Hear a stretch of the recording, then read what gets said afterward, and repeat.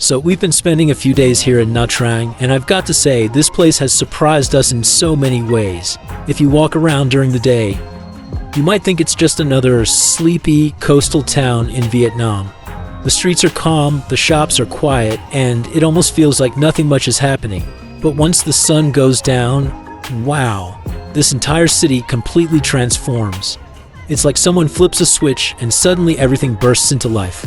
What I love is that Nha Trang at night feels like two different cities packed into one.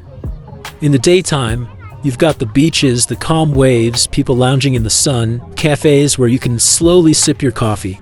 But at night, the streets are alive with lights, food stalls, music coming from restaurants, people bargaining at the night market, and of course, the ever-present scooters zipping past you from every direction. Honestly, crossing the streets here is a whole adventure on its own. The first night we arrived, we stood at the edge of the road for at least 5 minutes, waiting for some kind of gap in traffic that never came. Eventually, a local saw us, laughed, and just walked straight across, motioning for us to follow. And somehow, as crazy as it sounds, the traffic just flows around you. Scooters don't stop, but they adjust, they move around, and you make it across in one piece. Now, a few days later, I'd say we're almost professionals. Still, every time I cross, I feel like I need eyes in the back of my head. The night market is one of the highlights here. The moment you step in, you're surrounded by so much color and energy. Bright lanterns hanging above the street, stalls selling clothes, souvenirs, knockoff brands, and of course, endless food options. What's funny is that many of the vendors here don't bother trying to speak much English. Instead, the universal language is the calculator. You'll point to something, the seller will pull out a calculator, type in a number, and then hand it to you. That's when the game begins. You take the calculator, delete the number, and punch in your offer. Back and forth until you agree. It's like a little dance, and when you finally settle on a price, both sides smile as if you've just shared a small victory together. I've noticed something unique about Nha Trang compared to other parts of Vietnam. Here, it's common to hear people speaking Russian more than English. There are so many Russian tourists that a lot of menus and signs are written in Vietnamese and Russian, not English. The first time I saw that, I was genuinely surprised. In a restaurant, the staff spoke to me in Russian before they tried English. It's fascinating how each part of Vietnam has its own type of international visitors. Saigon feels very global, Hoi An feels very Western European touristy, but Nha Trang, definitely Russian and Korean influence. Food, of course, is what draws us out every evening. We had already tried some seafood earlier in the trip, but it's impossible to ignore how much fresh seafood you see everywhere here. Restaurants set up tanks of live lobsters, crabs, fish, even sea urchins right by the entrance. You point to what you want and they'll cook it fresh for you. But the street food is where the magic really happens.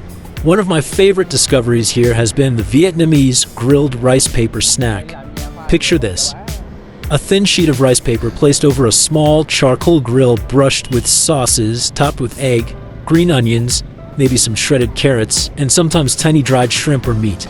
They crack an egg on it, spread it out, drizzle on mayonnaise or chili sauce, and grill it until it's crispy. The smell alone is enough to make you stop in your tracks. When you finally take a bite, it's crunchy, smoky, savory, and honestly addictive. And the best part, it costs less than $1. Another night, we went for rolled ice cream. You've probably seen videos of this.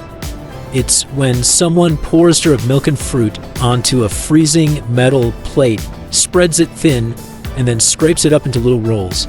Here in Nha Trang, you can get flavors like mango, passion fruit, dragon fruit, or coconut.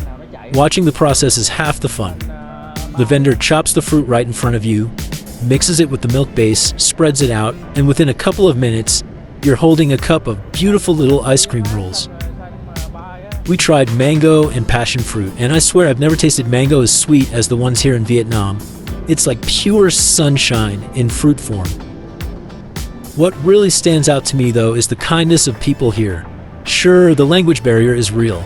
Our Vietnamese is limited, and sometimes we're standing at a food stall doing hand gestures, pointing at random ingredients, and hoping for the best. But even when it gets confusing, locals laugh, they try to help, and they often go out of their way to make sure you're happy. I remember one evening we were struggling to explain that we didn't eat pork.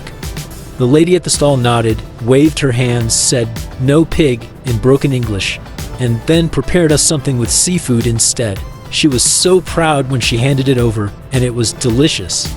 The other side of Nha Trang that I didn't expect was just how developed it is. You look around and there are massive high-rise hotels everywhere. Some of them have 30, 40, even 50 floors. It feels almost like Miami or some beach city with the skyline glowing at night. And yet, right beneath those towers, you still have tiny food stalls, plastic chairs on the sidewalk, and grandmothers selling grilled corn on the cob. That contrast is part of what makes Vietnam so fascinating. You have modern and traditional life side by side, blending together seamlessly. One night, while we were enjoying food in the market, suddenly in less than a minute, half of the vendors packed up and disappeared. It was like watching a magic trick. One moment, the street was buzzing, and the next moment it was half empty.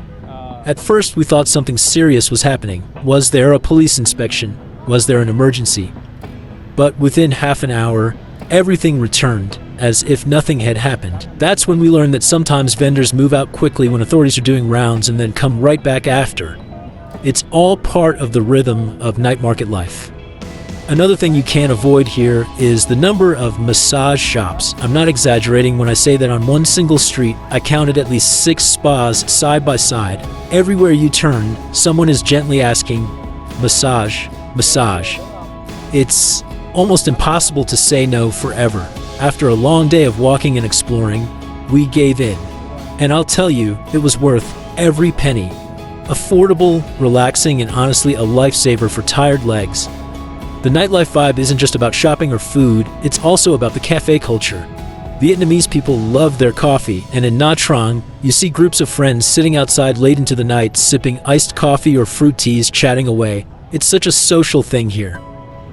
I think that's one of the reasons the city feels so alive at night. Not just tourists, but locals really come out to enjoy themselves too. Of course, not everything goes smoothly. One evening as we were eating, a guy came up trying to sell me a massage gun. He was very enthusiastic, demonstrating it right there on my shoulder. I kept saying no, smiling, but he didn't want to give up. He kept lowering the price, showing me the buttons, saying, "England, England," as if that would convince me. I had to laugh because I couldn't imagine carrying a big massage gun in my backpack for the rest of the trip. But these little encounters are what make traveling so entertaining. You never know who's going to approach you or what they're going to try and sell. By the end of each night, after exploring, eating too much, and dodging scooters on the roads, we usually end up with some sweet treat to finish the evening. For me, that roll ice cream is perfect. For others, maybe it's grilled bananas with coconut milk or just a cold, fresh coconut to drink straight from the shell. Whatever it is, dessert in Vietnam always hits the spot. Looking back, what makes Nha Trang stand out isn't just the beach or the tall hotels. It's the way the city transforms when the sun goes down, the energy, the food, the friendliness, the chaos that somehow feels organized. Every evening feels like an event. And if you're the kind of traveler who loves exploring local life, tasting new street food, and experiencing that balance of modern and traditional, then Nha Trang at night is absolutely worth it.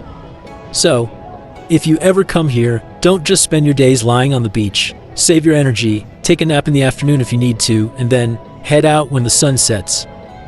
Walk through the night market, try the rice paper, taste the ice cream, buy something small just for fun, and let yourself get lost in the buzzing streets. That's when Nha Trang really shows you its true personality. For us, these evenings have been some of the most memorable moments of our trip. The food, the people, the atmosphere, it all comes together to create an experience you can't find anywhere else.